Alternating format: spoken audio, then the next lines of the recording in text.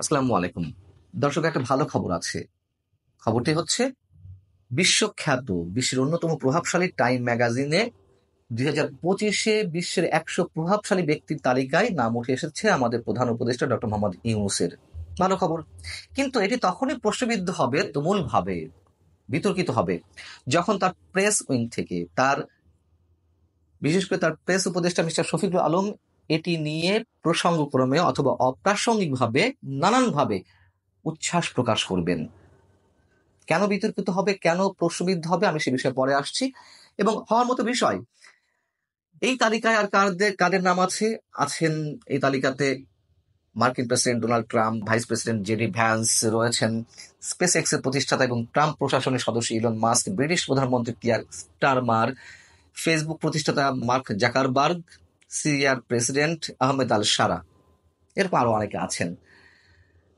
কথা হচ্ছে যে প্রধান উপদেষ্টা এই যে 100 ব্যক্তির তালিকায় স্থান পেয়েছেন প্রভাবশালী হিসেবে, এটি আমরা নেগেটিভলি ধরবো নাকি পজিটিভলি ধরবো?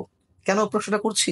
এবং প্রসঙ্গক্রমে যেহেতু আমি প্রধান উপদেষ্টা প্রেস সচিব মিস্টার শফিকুল আলমের প্রসঙ্গটি নিয়ে এসেছি, মিস্টার শফিকুল আলম তার যে কথাবার্তা, গণমাধ্যমের সামনে তার যে ব্রিফিং,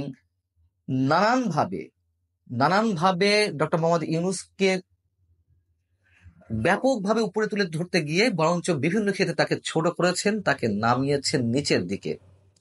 এখন এটি নিয়ে যখন উচ্ছ্বাস প্রকাশ করা হবে, আমাদের মনে রাখা দরকার যে যেই সাবেক প্রধানমন্ত্রী শেখ হাসিনাকে ফ্যাসিবাদ হিসেবে প্রতিদিন এই শব্দটি উচ্চারণ করতে করতে মুখে ফেনা তুলে ফেলা হচ্ছে, সেই শেখ হাসিনার নামও কিন্তু এই টাইম ম্যাগাজিনেরই এই ধরনের তালিকা, বিশ্বের 100 প্রভাবশালী ব্যক্তি তালিকায় একাধিকবার উঠে এসেছে তার নাম। তাহলে আমরা যদি প্রধান উপদেষ্টার এই যে তালিকায় স্থান পাওয়া এই বিষয়টি পজিটিভলি ধরি, তাহলে শেখ হাসিনার বিষয়টিও নিশ্চয়ই আমাদেরকে পজিটিভ ধরতে হবে। আর যদি শেখ হাসিনার বিষয়টি আমরা নেগেটিভ হিসেবে ধরি, তাহলে ডক্টর মোহাম্মদ ইউনূসের বিষয়টিও নেগেটিভলি আমাদের সামনে চলে আসবে। খুব স্বাভাবিক হিসাব। প্রভাবশালী ব্যক্তি কারা? যারা নিজ দেশের মানুষের উপরে কর্তৃত্ব প্রতিষ্ঠা করতে পারেন, প্রভাব বিস্তার করতে পারেন, আন্তর্জাতিকভাবে বিভিন্ন ক্ষেত্রে তাদের প্রভাবটা দৃশ্যমান করতে পারেন, তারাই তো। এবং শেখ হাসিনা নিঃসন্দেহে এই ধরনের প্রভাব বিস্তার করেছেন, ডক্টর মোহাম্মদ ইউনূসও সেটি করছেন। তাহলে আমরা আসলে উচ্ছ্বাস প্রকাশ করব কিনা? এবং আরো যে বিষয়টি উল্লেখ করার মতন তা হচ্ছে ডক্টর মোহাম্মদ ইউনূসের বিষয়টি নিয়ে টাইম ম্যাগাজিনে মুখবন্ধটি যিনি লিখেছেন, সেটি তিনিও আমাদের কাছে খুব পরিচিত, আমাদের প্রধান উপদেষ্টার খুবই কাছের বন্ধু, তার শুভাকাঙ্ক্ষী, সাবেক মার্কিন ভাইস প্রেসিডেন্ট, সাবেক পররাষ্ট্রমন্ত্রী হিলারি ক্লিন্টন। তিনি তার লেখাতে বলছেন যে শিক্ষার্থীদের নেতৃত্বে গণঅভ্যুত্থানের মুখে গত বছর স্বৈরাচারী প্রধানমন্ত্রীর পতন হলে বাংলাদেশি গণতন্ত্রের পথে এগিয়ে নেওয়ার দায়িত্ব কাঁধে তুলে নেন এক সুপরিচিত নেতা, শান্তিতে নোবেল বিজয়ী অর্থনীতিবিদ ডক্টর মোহাম্মদ ইউনূস।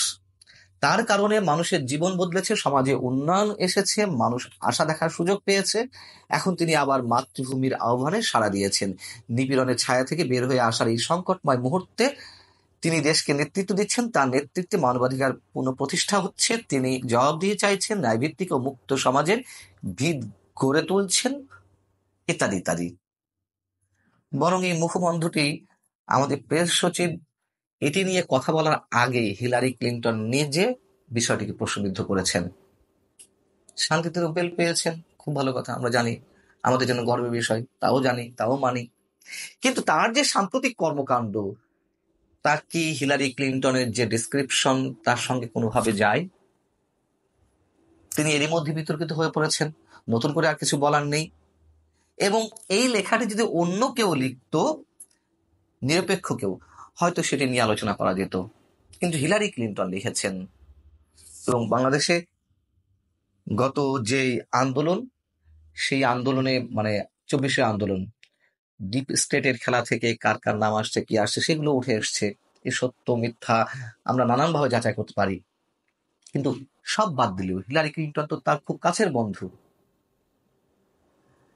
সেই জায়গা থেকে তার এই লেখাটি আমরা কতটা গ্রহণ করব, সেটিও বিবেচনার বিষয়। তবে সর্বসকলে এটুকু বলতে চাই নিশ্চয়ই এই বিষয়টিকেও প্রেস সচিব মিস্টার শফিকুল আলম বিতর্কের মধ্যে নিয়ে যাবেন। এর আগে যেভাবে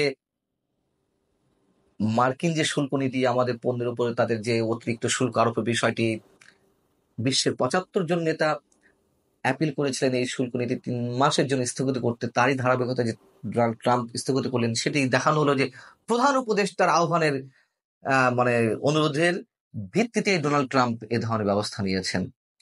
এর বাইরে আরো আরো অনেক কিছু আমরা জানি। বিমস্টেক বৈঠকে কি কথাবার্তা হয়েছে নরেন্দ্র মোদীর সঙ্গে, সেগুলো এখানে এসে ফুলে ফাঁপিয়ে যেভাবে দেখালেন, এতে তো ডক্টর মোহাম্মদ ইউনূসকে ছোট করা হয়েছে, যেগুলো আস্তে আস্তে সব বের হয়ে আসছে আমাদের সামনে। এবং কতটুকু তিনি অসত্য বলছেন, কতটুকু আসলে সত্যি সত্যি সত্য বলছেন বা সত্য বলে দাবি করছেন, সেগুলো তো বিতর্কের মধ্যে পড়ে যাওয়াতে ডক্টর মোহাম্মদ ইউনূস তিনি নিজে যতটা বিতর্কিত হয়েছেন, তার চেয়ে বিতর্কিত করার চেষ্টা করা হচ্ছে সম্ভবত শফিকুল আলমদের মতো মানুষদের মধ্য থেকে।